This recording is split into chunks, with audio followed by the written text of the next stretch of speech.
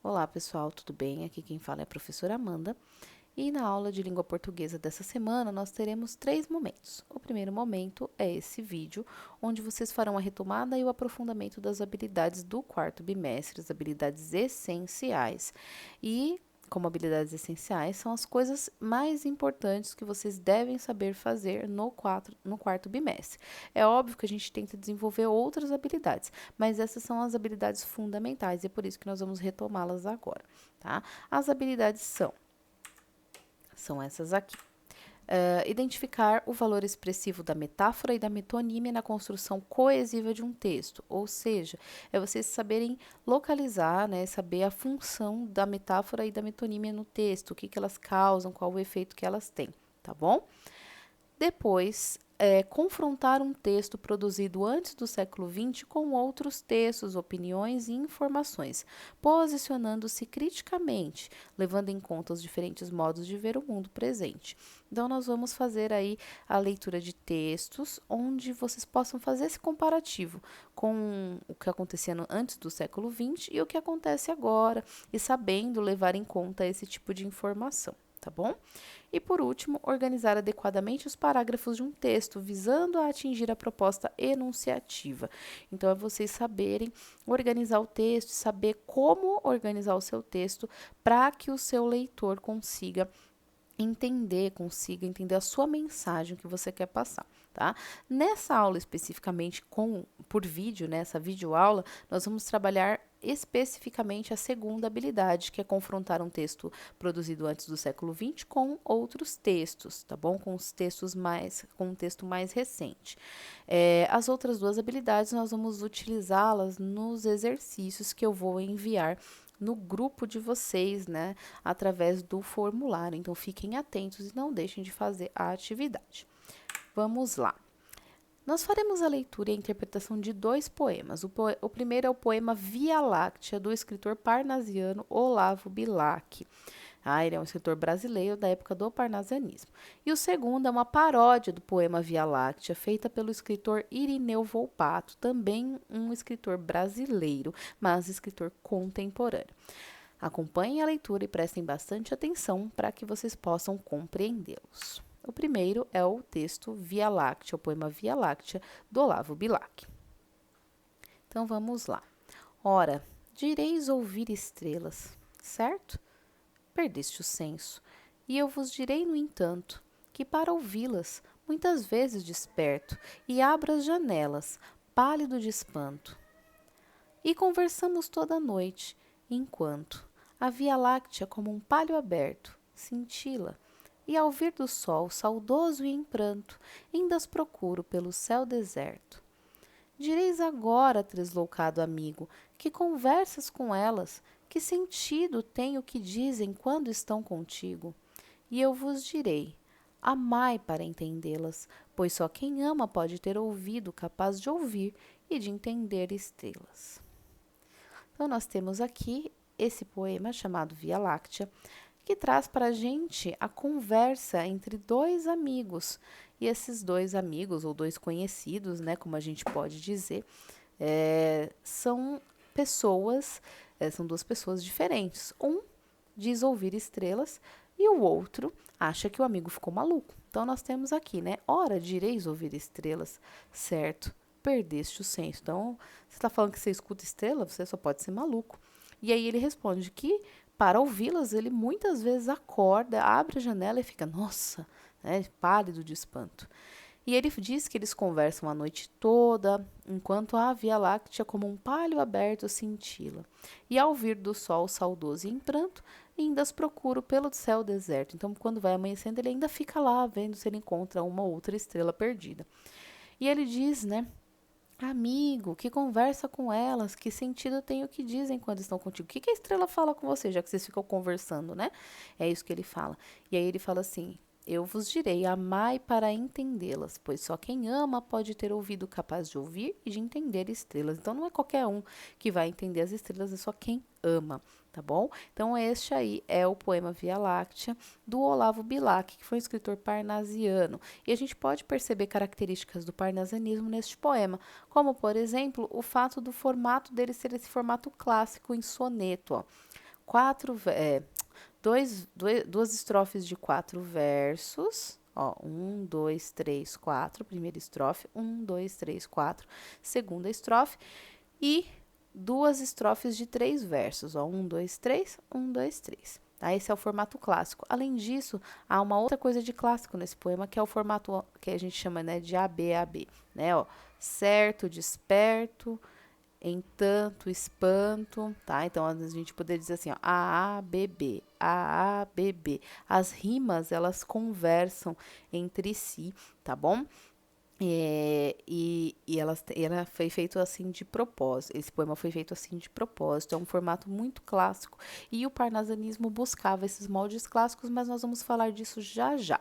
Vamos agora para o segundo poema. Então, esse aqui é um poema do parnasianismo. Nós estamos falando aí de século XIX, tá bom? E agora nós vamos para o século XX, com o poema, com a versão, né, do poema feita pelo Irineu Volpato, tá bom, pessoal? Então vamos lá.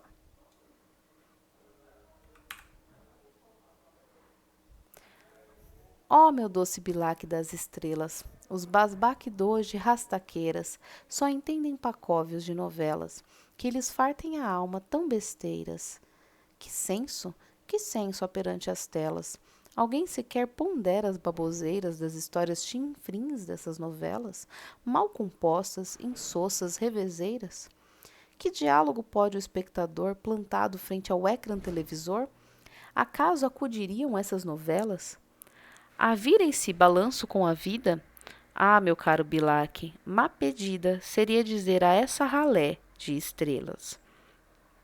Então, nós temos aí um outro poema, uma versão, ou talvez a gente poderia até dizer que seria uma dedicatória do Irineu Volpato para o Olavo Bilac, com um poema também escrito em soneto. Se vocês forem ver, o formato, né, é o mesmo, ó, 2 estrofes de 4 versos e 2 de 3 versos. E o tema é as estrelas também, né? O tema fala das estrelas também. Mas nesse caso aqui, ele está fazendo uma crítica, né? Ele traz essa crítica, dizendo que não é qualquer um mesmo que entende a estrela, mas no caso, o Olavo Bilac fala que basta amar para entender o que as estrelas dizem. E esse aqui diz que não, que hoje em dia as pessoas não entenderiam as estrelas, não entenderiam sequer a poesia por conta da televisão, né, que as pessoas só ligam para novela e para televisão e que dificilmente elas iriam se interessar pelas estrelas como o Olavo Bilac. Tá bom?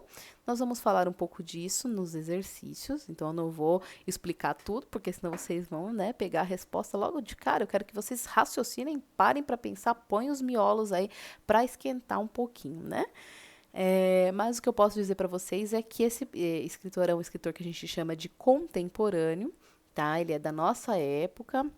Assim, da nossa época, que eu digo é do nosso século, então a gente chama de contemporâneo.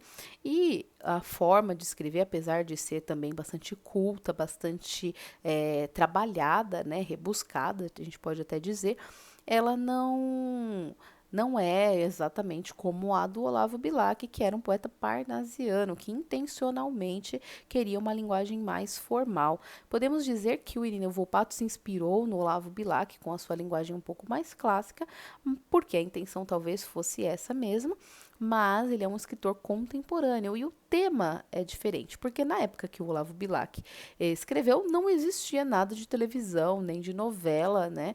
Então a gente não poderia, né? Esse texto não poderia ter sido escrito pelo Olavo Bilac, porque seria algo futurista, não teria nada a ver com a literatura parnasiana, tá bom, pessoal?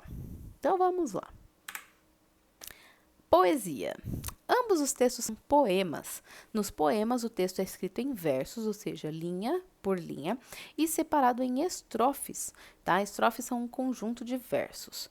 Os poemas que a gente leu são compostos em formato de soneto, que é uma forma de poema escrita em 4 estrofes, sendo as 2 primeiras de 4 versos e as 2 últimas de 3 versos, e muito comum no período do parnasianismo, que é o caso aí do primeiro poema, que é do Olavo Bilac. O segundo não é parnasiano, é um poema contemporâneo, tá, gente?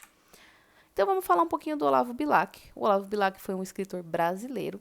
Ele participou de um movimento literário conhecido como parnasianismo, tá? Além disso, pessoal, de ter participado do parnasianismo, o Olavo Bilac era muito patriota. Inclusive, ele foi o escritor do Hino à Bandeira, tá? Então, se vocês procurarem aí na internet o Hino à Bandeira,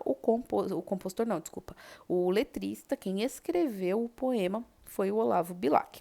Certo? Então, além disso, ele escreveu muitos outros poemas, inclusive textos até para crianças, né? Mas a sua principal obra talvez seja o Hino à Bandeira, que é conhecido até hoje. E esse poema também, Via Láctea, é muito conhecido até hoje, tá, pessoal? O movimento do parnasianismo se iniciou na França em meados de 1850 e ele tinha como objetivo retomar os moldes clássicos na literatura. É um movimento artístico que aconteceu concomitantemente. A palavra concomitantemente significa ao mesmo tempo, ao realismo e naturalismo, e também tinha como objetivo confrontar o padrão romântico da literatura. Então, ele acontecia ao mesmo tempo do realismo e naturalismo. Lembra que eu falei que não tinha poesia no realismo e no naturalismo? Não tinha, porque era um movimento à parte. A poesia era parnasiana, era chamada de parnasianismo, tá bom? Então, não tinha poesia realista ou naturalista. A poesia era um movimento à parte, que era o parnasianismo. Quais são as características dessa literatura parnasiana? Linguagem objetiva em oposição à linguagem mais subjetiva do romantismo, então eles não ficavam fazendo muita firula, não. O predomínio de vocabulários e estrutura sintática cultos, então eles usavam a norma culta, aquela linguagem não tão acessível ao povo, tá, gente? Então a linguagem era um pouco mais rebuscada, mais clássica, certo? A busca pelo equilíbrio formal. Nesse caso, equilíbrio formal que a gente está falando aí é em questão de forma, tá? Equilíbrio de forma, tá? Então, quando a gente vê aí essa questão deles usarem bastante o soneto, é justamente para isso, porque o soneto ele tem uma forma equilibrada, bonita, né? Então, quando você bate o olho, você vê aquela questão do soneto, assim, organizadinho, e isso faz com que você consiga entender e ver aquele poema de uma forma mais bonita, né?